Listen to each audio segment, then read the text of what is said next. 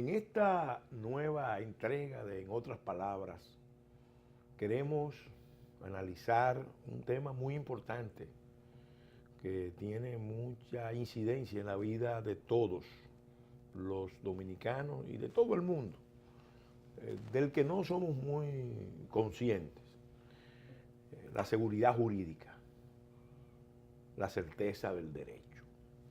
Y para tratar este tema nos resulta muy grato contar con la presencia de la doctora Mirna Amiama Nielsen. La doctora Mirna Amiama Nielsen es una notable jurista de nuestro país, doctora en Derecho con una maestría en Derecho Económico de la Universidad de Minnesota. Tiene mucha experiencia como consultora, como abogada litigante y también como profesora del derecho de la competencia. Nos sentimos realmente muy contentos de que hayas aceptado la invitación a venir a este espacio, en otras palabras, a analizar este tema sobre el que sin duda tú tienes mucho que aportar, mucho que decir. Gracias, Mirna. Un saludo. Todo, muchísimas gracias por invitarme a tu programa y por invitarme a que me reciban tus televidentes y seguidores. Bueno, quisiéramos empezar hablando de la seguridad jurídica, la noción de seguridad jurídica, la importancia de la seguridad jurídica, los efectos. Normalmente cuando se trata de este tema, se trata en reuniones de especialistas o de organismos internacionales y normalmente enfocado en la seguridad jurídica de la inversión extranjera, porque vienen inversionistas de otras partes del mundo y entonces uno de los temas que piden a cualquier país es que haya ciertos estándares de seguridad jurídica. Sin embargo, la seguridad jurídica es importante para todos, incluso para los más vulnerables. Yo personalmente tengo un caso, conozco un caso de una persona de extracción muy humilde que adquirió un solar del Estado y tenía ya todos sus papeles en orden, había pagado todas sus cuotas, pero como él no construía, fue ocupado el solar y después le ha dado una brega tremenda a recuperar su propiedad. Está en esas luchas y uno, viendo ese caso, uno dice, eso le está pasando a una mujer humilde del pueblo, madre de familia, pero le pasa a muchas otras que no pueden contar con asesoría, con apoyo como el que uno le puede brindar. Entonces, los costos de la seguridad jurídica, ¿qué representa eso, Mirna? Mira, seguridad jurídica, cuando uno habla de seguridad, realmente uno tiende a pensar en estabilidad, en cierta predictibilidad del derecho, el poder saber qué norma se me va a aplicar en el futuro, el poder saber que mis actuaciones en la vida cotidiana, relacionándome con los demás, desde transitar en la calle con un vehículo de motor o ser peatona también, donde me rigen las leyes de tránsito, hasta transacciones, por ejemplo, como la que acabas de describir, una transacción inmobiliaria que entraña un derecho de propiedad inmobiliario. Y además una relación con el Estado dominicano. Y ahí podemos entrar el bisturí y hacer una escisión. La seguridad jurídica, como tú bien señalas, es uno de los factores que los inversionistas, no solamente los extranjeros, sino los locales, solicitan a los países como estándar mínimo para poder entrar a sus capitales. Y bueno, cuando uno habla de inversionista, uno suele pensar en una gran empresa que cotiza en la bolsa de Nueva York, etcétera, pero resulta que esta señora de extracción humilde, vulnerable, también es una inversionista, Sí. porque ella incluso puso todo su ahorro, fruto de su trabajo de toda una vida, para adquirir una seguridad, para invertir en una propiedad inmobiliaria. Y resulta que el estamento jurídico del país no le ofrece garantías para ella poder descansar, estar segura de que hizo su inversión de manera segura, estable, de que puede predecir que ella en el futuro, si quiere vender, si quiere construir en esa propiedad, puede hacerlo. Entonces, indudablemente, el tema de la seguridad jurídica es un tema que permea todos los estratos sociales y permea de manera transversal no solamente la actividad nacional, sino la actividad del país en su relación con otras naciones y con personas de otras naciones. Uno de los fines esenciales del derecho es proveer seguridad. Los humanos, las sociedades humanas, se organizan alrededor del derecho, aunque a veces esto no revista esa forma, buscando por un lado satisfacer la necesidad de justicia, pero sobre todo, por encima de todo, la de la seguridad, que es sinónimo de orden, como tú dijiste, de estabilidad, de certidumbre, de certeza, porque los humanos necesitan certeza para poder actuar en la vida. Entonces, vamos a desglosar algunos aspectos de este tema de seguridad jurídica. Tú bien apuntabas el tema de la publicidad de las normas. Mirna, ¿qué significa la publicidad de las normas? Que ahora modernamente también está vinculada mucho al concepto de gobierno abierto. Sí. Y por otro lado, una valoración tuya de si el sistema de publicidad de las normas en un país como el nuestro está funcionando bien. Mira, el tema de la publicidad de las normas es altamente complejo en nuestro derecho actual, puesto que la fuente de derecho se ha diversificado ampliamente. Entonces, no solamente es la ley del Congreso la fuente de derecho que, bueno, está regulada su publicidad, debe ser publicada en una gaceta o en un periódico de circulación nacional. Y se presume conocida, aunque la mayoría de la gente no lo conozca. Se presume conocida, pero hay otro nivel de normativa que no necesariamente es tan conocida, que es la normativa que genera la administración. La administración se está dando reglamentos, regulaciones, normas, resoluciones. Ejemplo, la autoridad tributaria, que tiene un cierto número de normas que la mayoría de los ciudadanos desconocemos, que son altamente técnicas y que comprometen nuestra responsabilidad en determinado momento cuando se genere el hecho que está previsto en esa norma.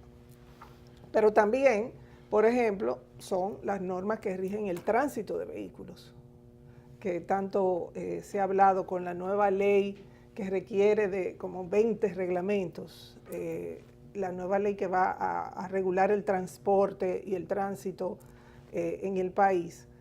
Se van a requerir 20 reglamentos y yo quiero saber cómo nos vamos a enterar los ciudadanos de esos 20 reglamentos. Bueno, se dice que está la herramienta de Internet. La herramienta de Internet es muy buena, pero resulta que la conectividad en Internet en el país todavía es mínima, es bastante limitada. Y personas como la señora a la que tú asistes no necesariamente se va a enterar de esas normas, pero tampoco se van a enterar probablemente los pasajeros que van a recibir el servicio del transporte o cualquier tipo de comerciante un poco más básico del interior del país que va a desear transportar sus mercancías, no va a entender por qué ciertos días no va a poder entrar al mercado de Santo Domingo o entrar al mercado de Santiago. Es decir, el sistema de publicidad de normas yo entiendo que debe ser revisado, debe ser eficientizado. Y el Estado debe ir un poco más allá, debe ir a la parte de la divulgación de la norma. Eso se ha hecho con algunas. En el pasado se hizo, por ejemplo, con el Código de Trabajo. Se hizo un trabajo intenso de divulgación, incluso con el Código Tributario. Debe haber acuerdos. Yo siempre propicio la intervención de la academia, porque me sale, pero debe haber acuerdos con la academia para divulgar de manera eficaz las nuevas normas. Y sobre todo en un espacio donde la proliferación de normas está totalmente hipertrofiada. O sea, aquí pensamos que por dotarnos de 1 millón de normas vamos a mejorar el sistema jurídico, y eso no necesariamente funciona ya así. Montesquieu advertía que la proliferación de normas era una señal clara de la falta de virtud, de la pobreza de virtudes ciudadanas, porque en una sociedad donde hay muchas virtudes ciudadanas no se necesitan muchas normas. Sin embargo, cuando hay una inflación de la normatividad jurídica, es normalmente porque hay algún déficit de comportamiento ciudadano, y se habla de anomia, sin embargo, es una anomia singular porque no es por falta de normas, sino por una proliferación de normas y un comportamiento disociado de las normas.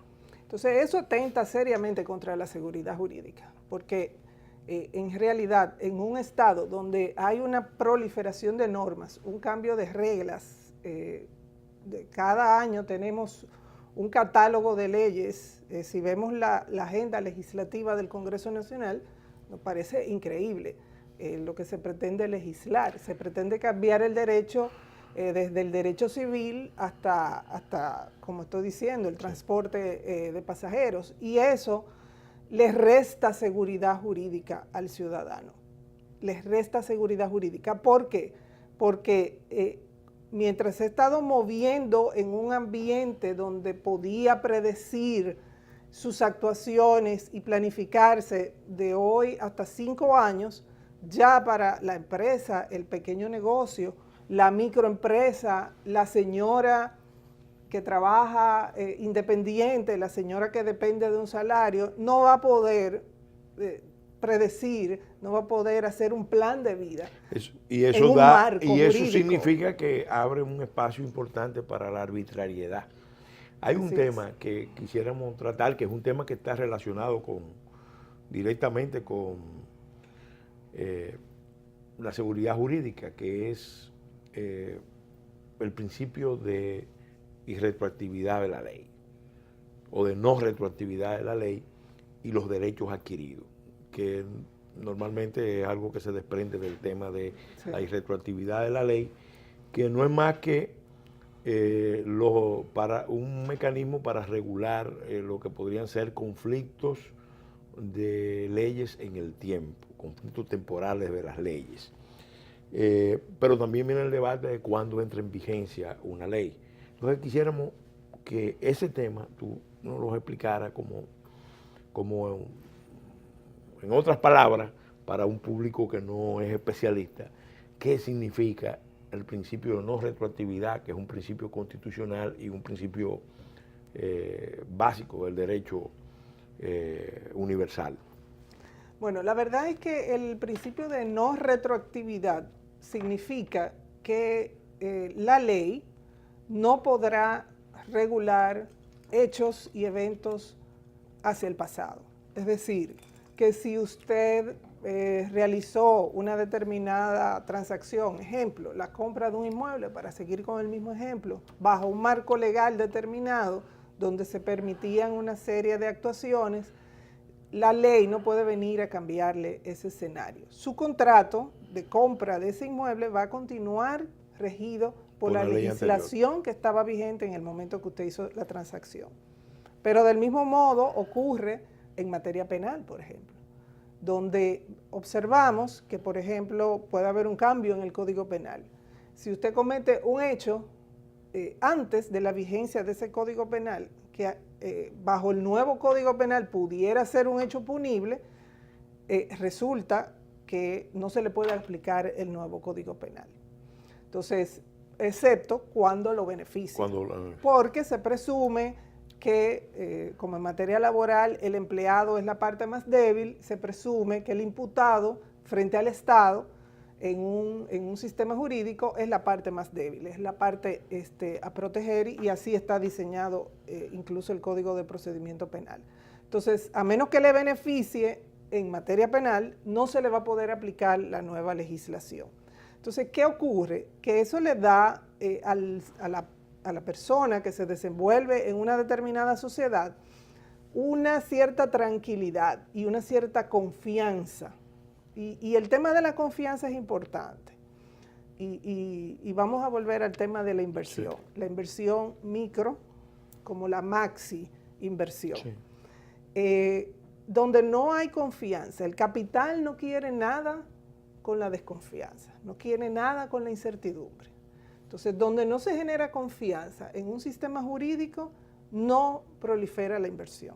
No prolifera la inversión local, no proliferan las nuevas empresas, y por más incentivos de financiamiento, de entrenamiento, de políticas dirigidas del Estado hacia la generación de nuevas empresas, si no hay confianza en que el marco jurídico, el juego de reglas se va a mantener por un cierto número de años, definitivamente el capital no va a fluir. Si todos los años vamos a tener una zozobra de una reforma fiscal, porque hay que rebalancear y reequilibrar la balanza de pagos. Que son puntuales, reactivas y de parche. Exacto.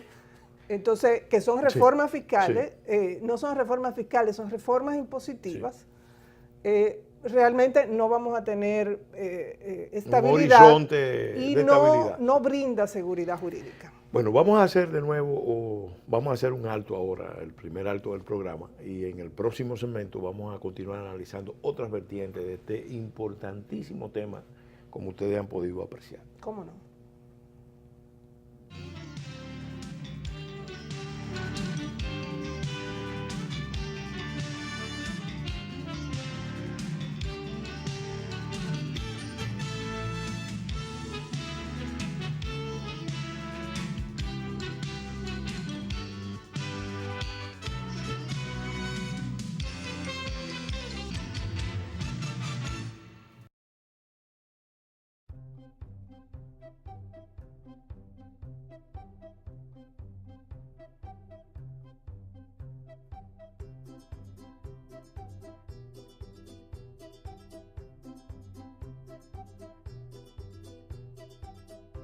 Su futuro crece conmigo y con Milex Kinder Gold, porque contiene los probióticos y prebióticos que él necesita para fortalecer su sistema inmunológico. Por eso soy una mamá leona y siempre cuento con Milex Kinder Gold, la leche recomendada por pediatras que saben de nutrición.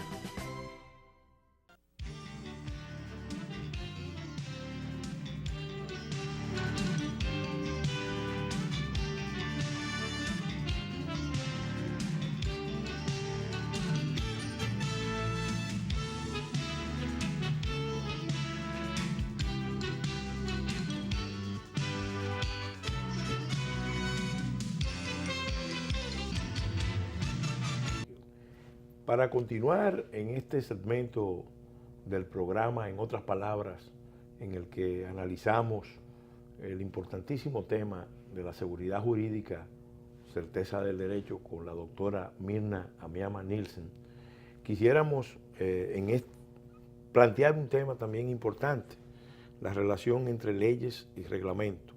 El instrumento por excelencia de todo Estado de Derecho es la primacía de la Constitución, la vigencia de las leyes, pero en los hechos, en la práctica, es muy común, y sobre todo en República Dominicana, que las leyes no entran en vigencia hasta que no se aprueba un reglamento. A veces los reglamentos, en vez de ser reglamentos realmente de aplicación de las leyes, se convierten en reglamentos de complicación de las leyes. Y por otro lado, es muy común, es frecuente que se hace un proceso de vacatio legis muy prolongado en los hechos. Eso también genera mucha legislación, una especie de limbo.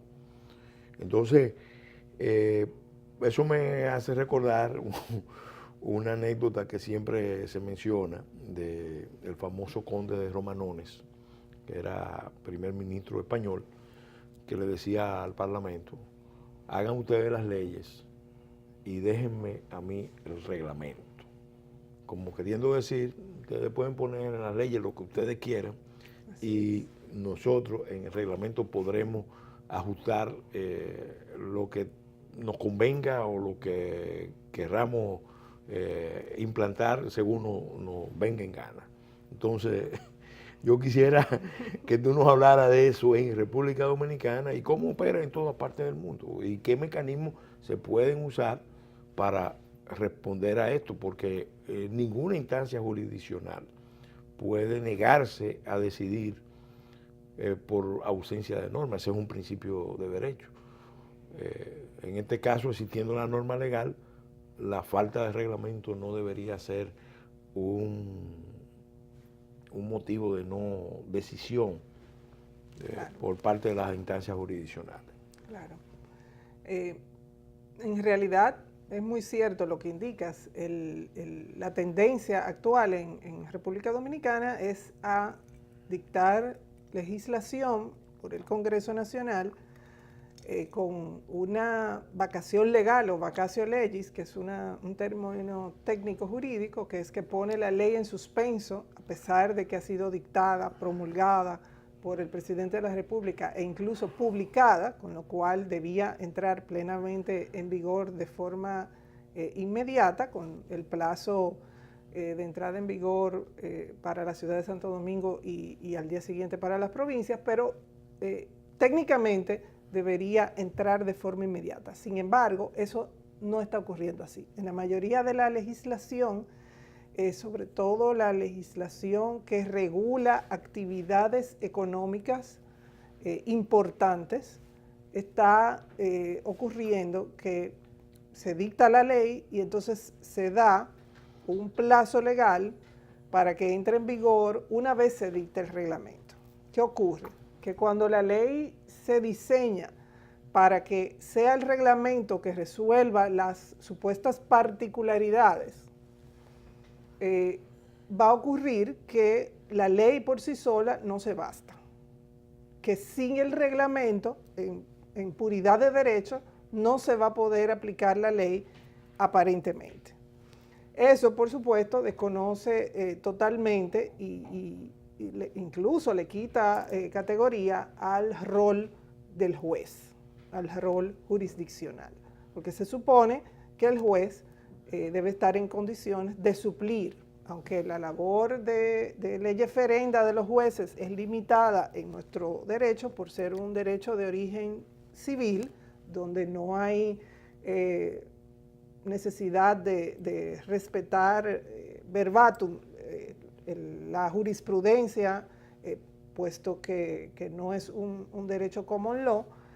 No obstante, excepto en materia constitucional, donde sí se lleva el precedente, pero la idea es que el juez debería poder suplir aquellas lagunas o aquellas ausencias donde supuestamente el legislador no se pronunció. Y es que recuerdo una frase del profesor William Hedrick, que decía que es el intérprete de la norma que debe buscarle el sentido a la legislación. El legislador no hace una labor legislativa para el absurdo. El intérprete de la norma debe procurar la lógica, y esa es la labor del juez. Entonces, ¿qué ocurre? Que estamos pendientes... Eso es en función del principio de razonabilidad. Exacto. Entonces, estamos pendientes de que se dicten unos reglamentos o de que se adopten una serie de medidas que normalmente están en la potestad del Poder Ejecutivo. Y si el Poder Ejecutivo está secuestrado por intereses en determinadas actividades económicas, pues veremos cómo se va a dilatar la entrada en vigor de determinada legislación. Entonces, lamentablemente, esa es una técnica legislativa errada, en nuestra opinión es altamente defectuosa. La ley debe bastarse a sí misma como fuente de derecho y debe ser completada en su operatividad por el reglamento, pero el reglamento no puede generar derechos nuevos, ni obligaciones nuevas, ni sanciones, como incluso se ha pretendido completar legislación en nuestro país. Quizá con un fallo del Tribunal Constitucional se pueda suplir ese déficit. Interesante. Sí, eso sería una de las cosas a contemplar. Quisiéramos, Mirna, que hablaras ahora de otro aspecto que está muy vinculado a la seguridad jurídica. Hablamos de retroactividad, de publicidad, de la vigencia de las leyes y su relación con los reglamentos. Pero en la cotidianidad de la gente vive haciendo operaciones de todo tipo que tienen sustancialmente son operaciones jurídicas, aunque no tengan ni siquiera la forma. Cuando usted va y compra algo en una tienda, usted está haciendo una operación Claro. Es un contrato de compra-venta, aunque usted no firme ese documento, eso es. Entonces, viene el tema de la santidad de los contratos, del respeto a los contratos, porque es una escala. Las leyes tienen que estar de acuerdo con la Constitución, el reglamento tiene que estar de acuerdo con las leyes, los contratos, las operaciones de los particulares y del propio Estado y sus agentes tienen que estar conformes para que rija el principio de legalidad conforme a esas normativas. Explícanos el tema, cómo tú valoras, que has trabajado mucho con inversión, el grado de respeto de las autoridades nacionales históricamente al tema de los contratos.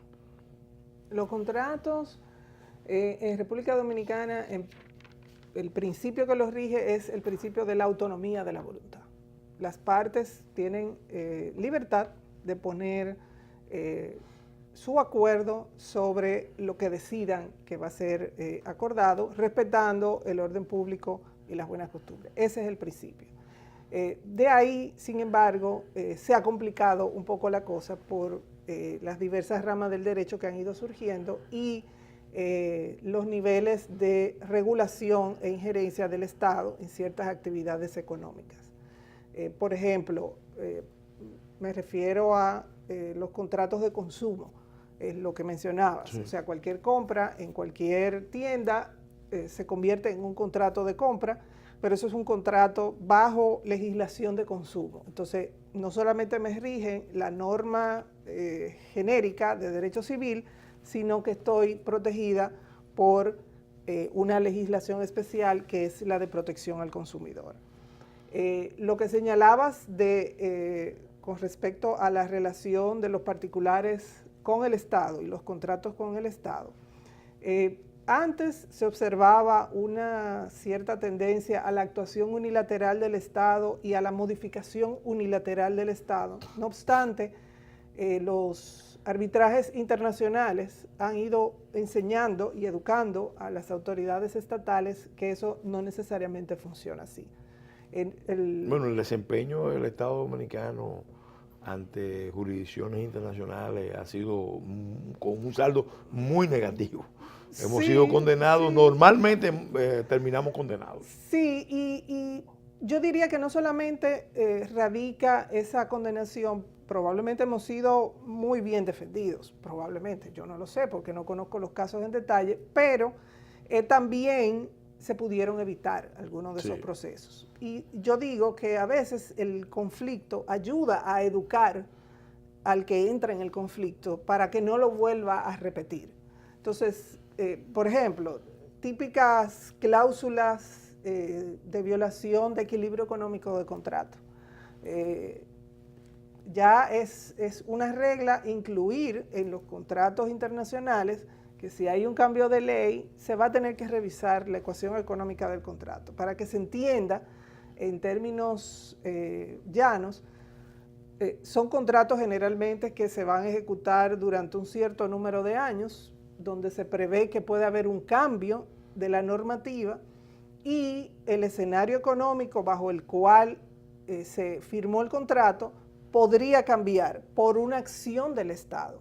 Entonces ya el concepto del hecho del príncipe, que se utilizaba tanto entre nosotros, quedó relegado por el concepto del equilibrio económico del contrato. Porque en realidad, y eso es un tema fundamental de seguridad jurídica, nadie va a poner su capital, nadie va a poner su capital donde no pueda prever durante la duración del contrato cuál va a ser el desempeño económico de ese contrato. Ahí entra a jugar un papel importante el tema de los acuerdos de garantía y además los seguros. Porque también el inversionista, la actividad del inversionista es también asumir ciertos riesgos. El Estado no le puede garantizar protección contra todos los riesgos, porque no, dejaría de ser un inversionista. Entonces, la importancia de esos acuerdos de protección que existen a nivel multilateral y también existen a nivel bilateral con Estados o con empresas o estatutos especiales donde el Estado le garantiza a los inversionistas la invariabilidad, la permanencia de ciertos regímenes a futuro. Sí, claro, por supuesto. Hay primero un escenario de acuerdos de protección recíproca de inversiones que la República Dominicana ha suscrito prácticamente sin ningún tipo de lógica. Hay otro escenario que son los seguros o garantías de inversión. Por ejemplo, el Banco Mundial tiene un fondo de garantía para los inversionistas. Hay otros fondos de garantías, pero los riesgos que se protegen bajo esas garantías no necesariamente son los riesgos a los que nos estamos refiriendo bajo cláusulas de equilibrio económico del contrato. Bueno, una revolución. Exacto, riesgo político. Huelgas. Exacto, Eso. exacto. Sí. Entonces, evidentemente, el nivel de cambio de ley, por ejemplo, que evidentemente el Estado no puede ser sustraído de su potestad soberana de cambiar las leyes. Lo que sí debe garantizar es al que invierte a 20 años que ese cambio de ley no le afecte su ecuación económica. Y si se le afecta, debe buscar la manera de suplir. Porque de lo contrario, cualquier otro inversionista nacional o extranjero que vaya a hacer un negocio similar, se va a encontrar con un escenario de inseguridad jurídica y en este caso económica también, que no le va a invitar a invertir en este mercado. Entonces, el Estado suele aceptar este tipo de cláusulas que no son satánicas, no hay por qué temerles, simplemente deben ser negociadas de manera equilibrada e inteligentemente, de manera que el Estado no se convierta también en un coinversionista del negocio con el ente privado. Vamos a hacer un alto de nuevo y en el próximo segmento vamos a analizar el tema de las garantías constitucionales, cuando fallan los reguladores, cuando vienen los conflictos por incumplimiento de contrato, cuando entra la instancia interna o cuando entra la instancia internacional, sobre todo cuando hay contratos con cláusulas que obligan a ir a instancias internacionales. Con tu permiso, vamos a hacer una pauta comercial.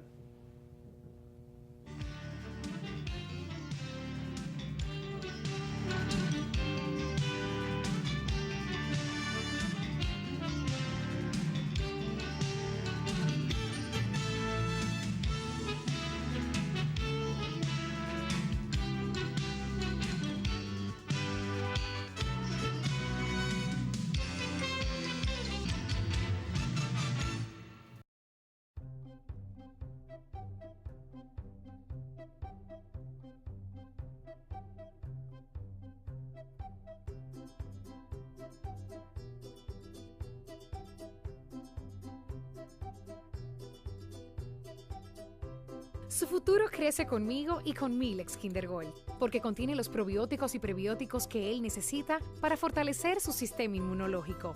Por eso soy una mamá leona y siempre cuento con Milex Kinder Gold, la leche recomendada por pediatras que saben de nutrición.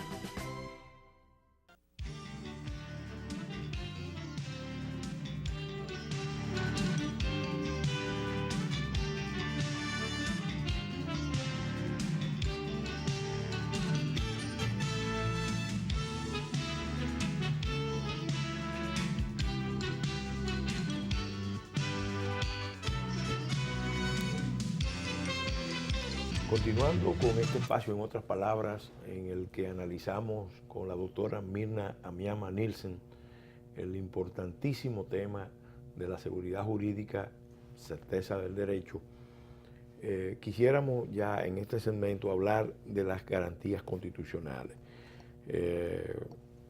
Cuando se violenta la Constitución, las normas, los contratos, que sobrevienen los conflictos, a veces los actores no tienen el mismo poder, no tienen la misma capacidad de respuesta, y entonces, ¿qué garantía provee el orden jurídico, el Estado de Derecho para dirimir esos conflictos, a veces normalmente con la administración o con intereses económicos poderosos?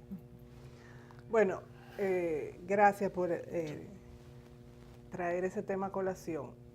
Las garantías constitucionales se pueden ver desde distintas perspectivas. Primero, yo diría que tal vez la más importante es el acceso a la justicia. El acceso a la justicia es un derecho protegido. Expedito. Debe ser expedito, debe ser gratuito. Al menor costo, si no gratuito. En estos casos yo me cuestiono a veces si la justicia civil es realmente gratuita, ni hablar de la justicia en materia inmobiliaria. En materia penal ciertamente es gratuita, pero involucra costos que para las personas menos favorecidas, para las personas en situación de vulnerabilidad, se le dificulta acceder a la justicia. También se dificulta, por ejemplo, cuando hablamos de comunidades. En algunas áreas, como por ejemplo en materia ambiental, se permiten las acciones conjuntas, colectivas. Sin embargo, en otras áreas todavía la ley no ha llegado a ese nivel de sofisticación y no necesariamente en materia, por ejemplo, de consumo se permiten acciones colectivas, que pudiera ser un espacio interesante para que se permitan. De manera que los sectores vulnerables puedan reunirse y así costear lo que implica llevar adelante un proceso en estas materias. Entonces tenemos por ese lado acceso a la justicia y tenemos sobre todo la garantía de que hay un tribunal constitucional que va a estar velando siempre y cuando las partes se lo soliciten, porque se respeten los preceptos constitucionales en las actuaciones del Estado, de las partes, etc. Hay otra garantía constitucional que entra dentro del acceso a la justicia, que es el debido proceso. El debido proceso que tan mentado, sobre todo bajo la égida de la reforma procesal penal, significa que todo el mundo tiene que agotar el mismo procedimiento ante un juez imparcial, que se le permita defenderse, que se le notifique de qué se le acusa, y eso nos resulta natural en materia penal. En materia administrativa debe ocurrir igual, sin embargo no siempre ocurre. En materia administrativa, para los amigos televidentes, es una materia que regula las relaciones del Estado, de las instituciones públicas con los particulares. Exacto. Sí. Entonces eso va desde el entre los entes públicos. Exacto, desde tal vez actividades que tienen que ver con tránsito hasta actividades que tienen que ver con impuestos, por ejemplo, que es la más común. Y de hecho, los expertos en la materia entienden que en materia administrativa actualmente se está manejando en términos de capital el mayor volumen en términos de capital de los casos que se litigan en la República Dominicana.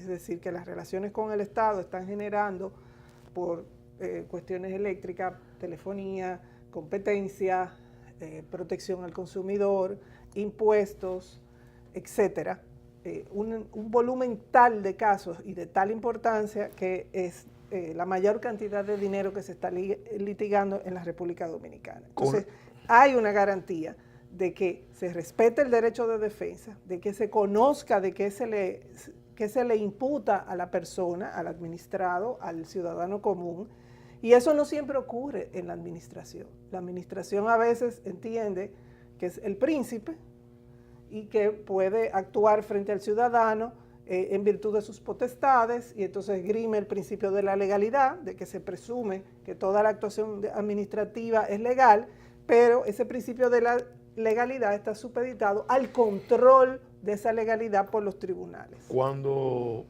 se agotan los procesos internos, porque la Constitución dice que hay que agotar los procesos internos antes de recurrir a las instancias internacionales, y además están en muchos convenios. Ahí hay una ruta a seguir, pero también en las relaciones entre particulares, empresas sobre todo, y en las relaciones del Estado con empresas, inversionistas, está el tema del papel del arbitraje, sobre todo, la mediación, las diferentes técnicas de resolución alternativa de conflictos.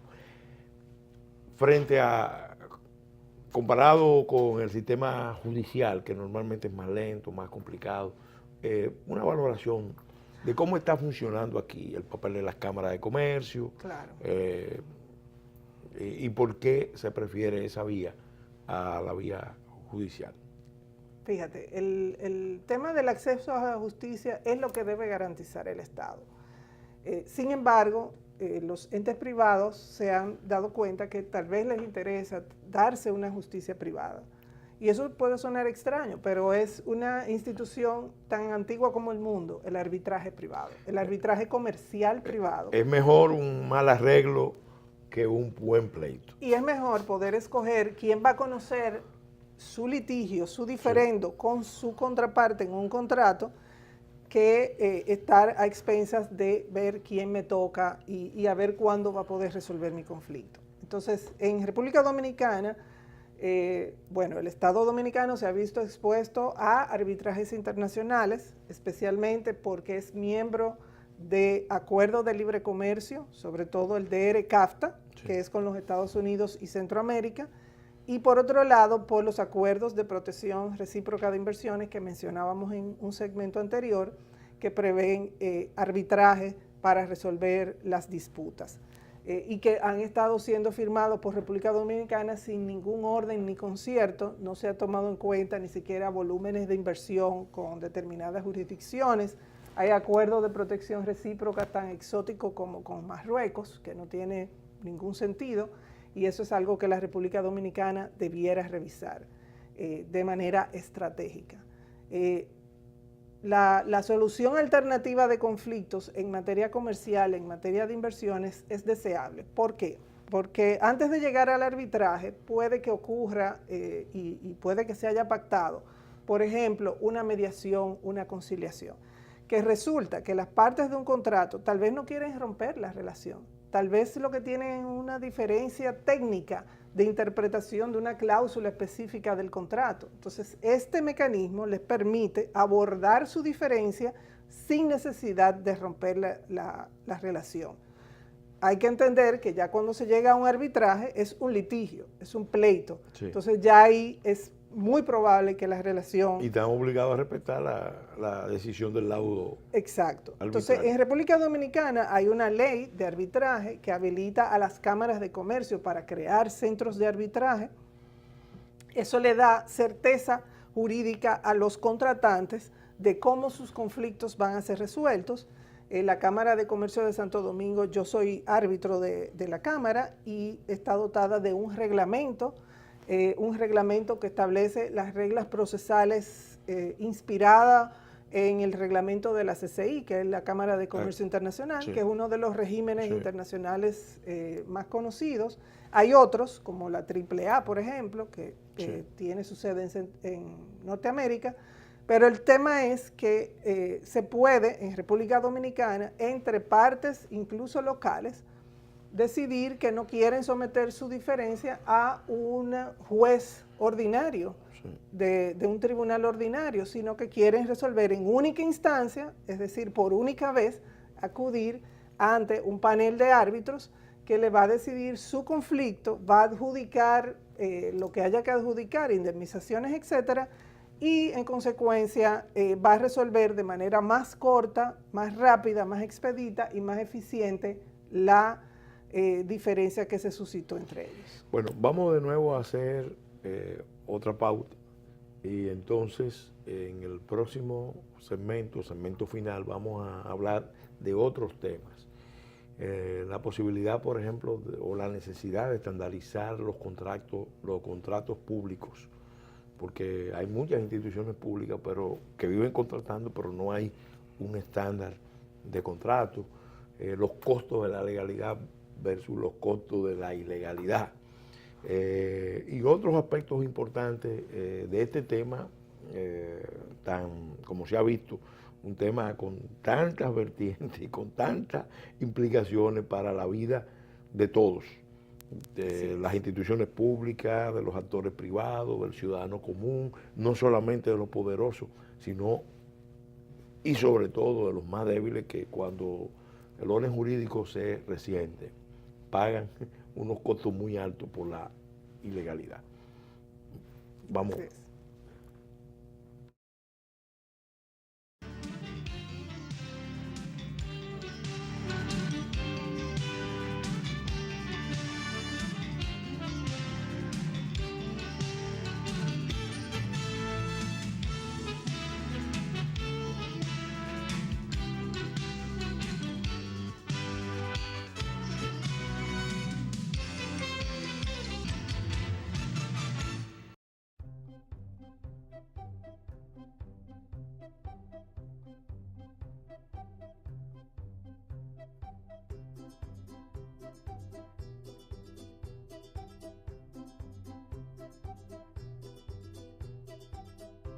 Su futuro crece conmigo y con Milex Kinder Gold, porque contiene los probióticos y prebióticos que él necesita para fortalecer su sistema inmunológico. Por eso soy una mamá leona y siempre cuento con Milex Kinder Gold, la leche recomendada por pediatras que saben de nutrición.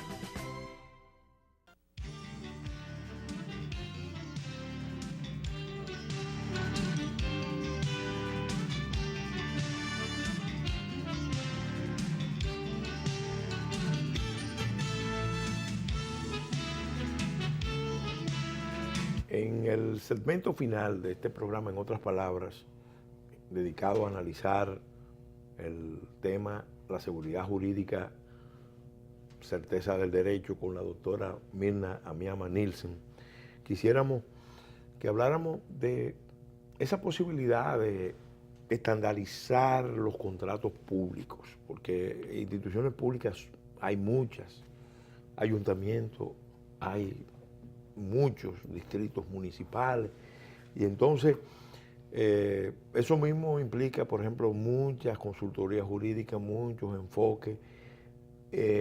¿Hasta dónde se ganaría en certidumbre si determinados tipos de contratos se logran estandarizar?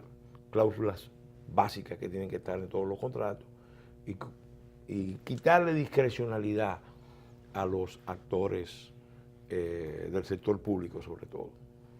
Bueno, eso implicaría una recentralización de la gestión de contratos y pudiese agregar valor desde la perspectiva del inversionista el que exista una cierta estandarización, yo no diría de contratos completos, pero sí de cláusulas tipo que debieran ser observadas por todos los contratantes desde la administración pública, es decir, desde el Estado y desde la administración pública municipal. Porque, bueno, si en la administración pública central hay discrecionalidad, yo no quiero entrar porque ese sería tema de otro programa, es la discrecionalidad pública municipal, que es un tema en sí mismo. Pero sin duda, por ejemplo, cláusulas como la que mencionábamos ahorita sobre el equilibrio económico de los contratos, hasta dónde el Estado va a comprometer, garantizar a los inversionistas un determinado equilibrio económico, eso pudiera pensarse sobre todo y muy especialmente en las cláusulas de resolución de disputas.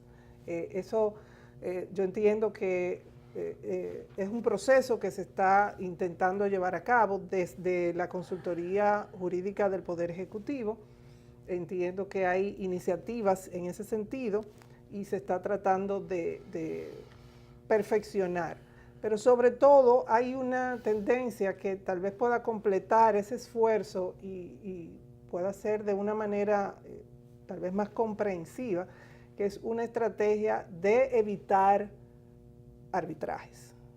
¿Qué debe hacer el Estado Dominicano para evitar encontrarse en escenarios de arbitrajes internacionales, que no solamente son costosos en términos de lo que demanda la otra parte, sino costosos para ser defendidos? Porque cuando nos vamos a arbitraje internacional y nos hablan de que la sede va a ser en Nueva York, evidentemente tiene que haber un abogado que maneje el proceso, el procedimiento en Nueva York y que pueda ir ante una corte de Nueva York y postular por su cliente. Entonces, en ese caso hay una estrategia también que entiendo que está auspiciada con consultoría del Banco Mundial para procurar evitar los arbitrajes internacionales. Normalmente se habla de los costos de la ilegalidad.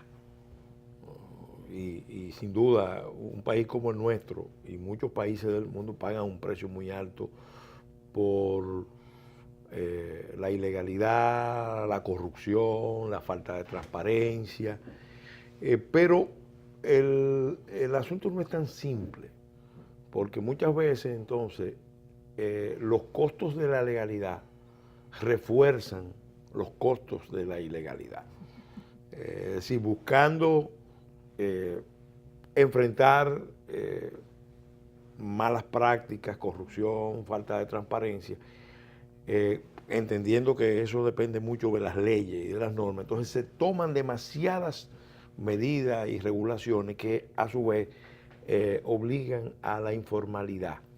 Eso se ve sobre todo, es un fenómeno que se está dando, que afecta mucho a las pequeñas y medianas empresas.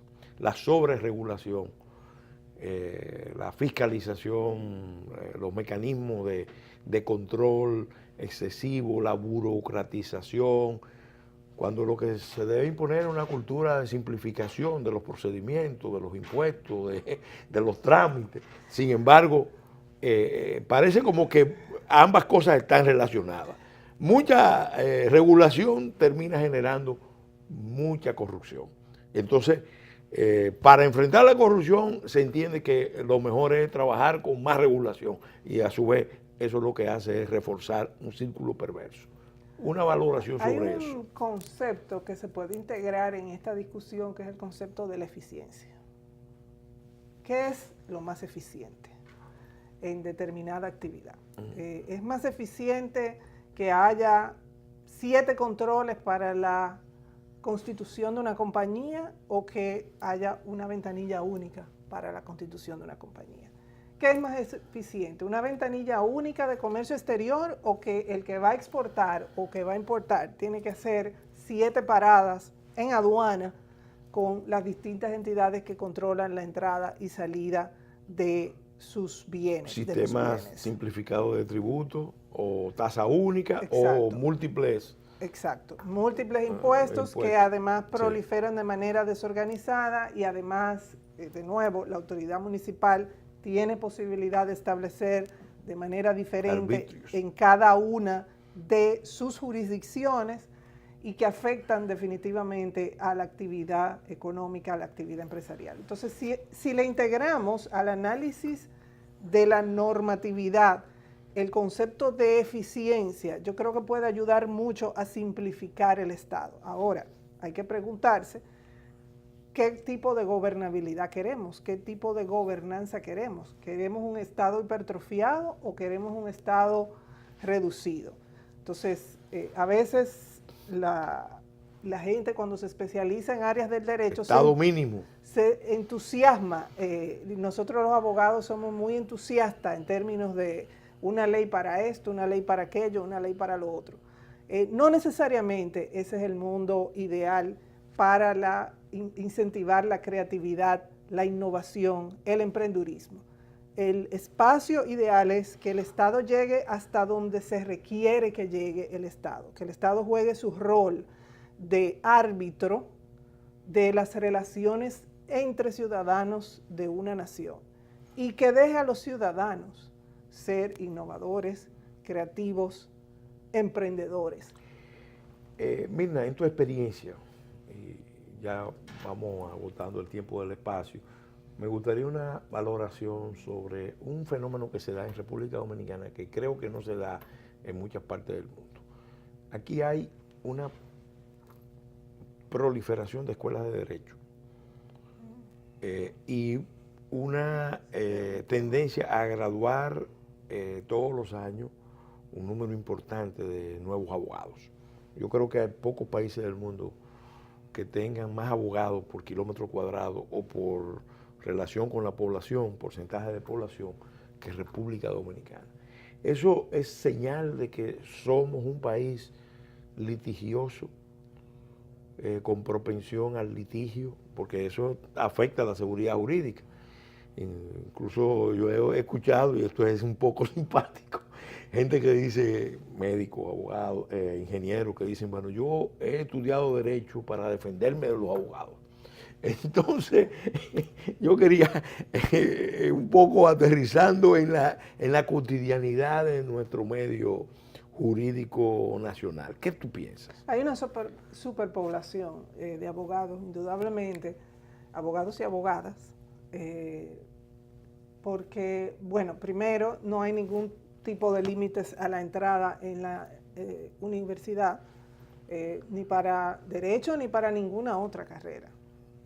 No hay una política del Estado. Cada día tenemos menos agrónomos y menos veterinarios. Menos ingenieros. Y menos ingenieros y más abogados. Más abogados, sí, mercadólogos sí, y administradores de empresas. Sí. Entonces, empresas que no han creado, por supuesto. Sí.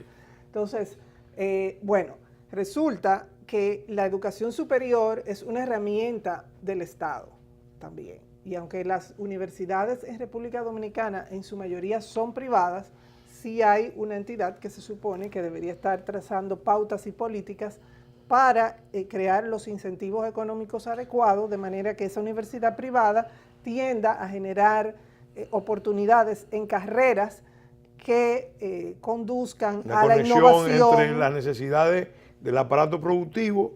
Exacto. Y hay una desconexión total entre las necesidades del aparato productivo y la educación superior en la República Dominicana. Y técnica. Sí.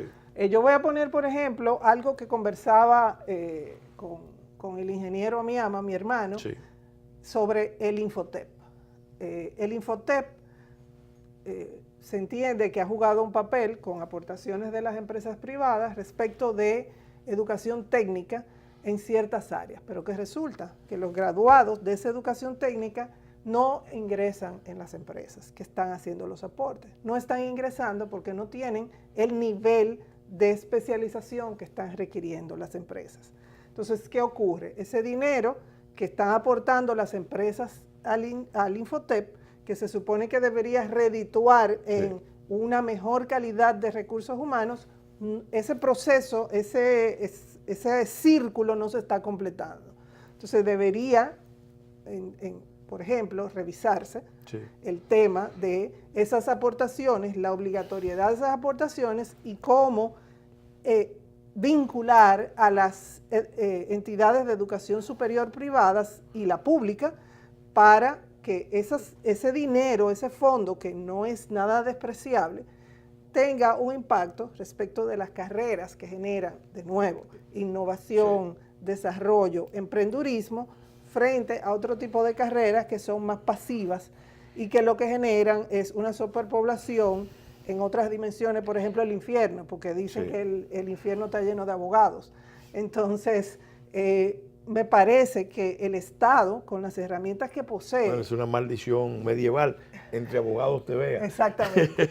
El Estado tiene las herramientas, el Estado lo puede hacer. Hay un Ministerio de Educación Superior y maneja el presupuesto. ¿Por qué no dedicar recursos para crear los incentivos? Ese es un tema enorme, porque también se da el fenómeno de que gente que se formó aquí o en el exterior, incluso con fondos públicos, luego no pueden insertarse en los mercados porque falta competencia. Pero ese tema de la competencia va a ser objeto, y vamos a hacer el compromiso aquí, de un programa especial que esperamos hacer próximamente contigo. Claro que sí. El tema del régimen de competencia, que también afecta al Estado de Derecho. Claro que sí. Y la seguridad jurídica. Ya solamente nos resta agradecerte tu magnífica intervención en este espacio, en otras palabras, dedicado a analizar la seguridad jurídica, certeza del derecho, y saludar a los amigos y amigas televidentes, reiterarles la invitación a que sigan viendo este espacio, en otras palabras, que se transmite hoy en este horario, esta noche, los domingos de 10 a 11 de la noche, y los martes y jueves de la semana siguiente siempre entre 7 y 8 de la noche, aquí por Teleimpacto. También el programa se coloca en YouTube con el canal En Otras Palabras TV, y gracias todo eso al patrocinio, al apoyo de Leche Milex. Hasta la semana entrante, si Dios lo permite.